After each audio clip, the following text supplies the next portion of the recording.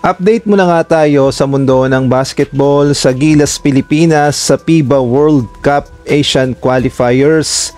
Gilas Pilipinas ginawang practice game ang naging laban sa Guam.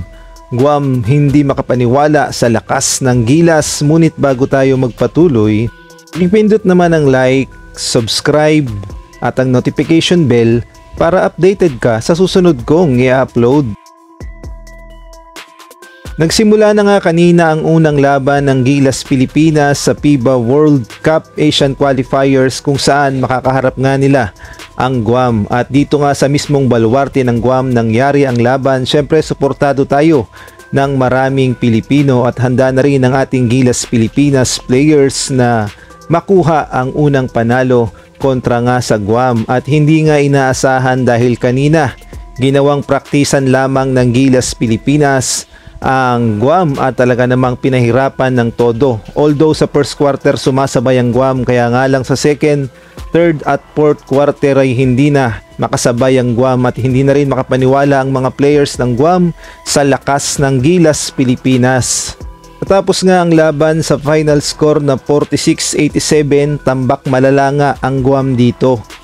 Kung ating ngang titignan ng stats points ay talaga namang mas lamang ang Gilas sa 2 points, 50% ang Gilas, 31 out of 62, samantalang ang Guam 12 out of 36. Sa 3 points naman 27% ang Gilas, 4 out of 15.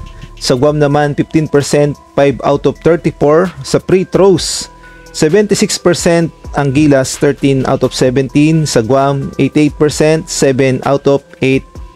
Samantalang sa mga score leaders o sa mga top scorer, sa Guam si Jericho Cruz 17 points, si Wesley 12 points, si Galloway 8 points. Sa Pilipinas naman si Justin Brownlee 22 points, Ramos 10 points at si Fajardo 8 points.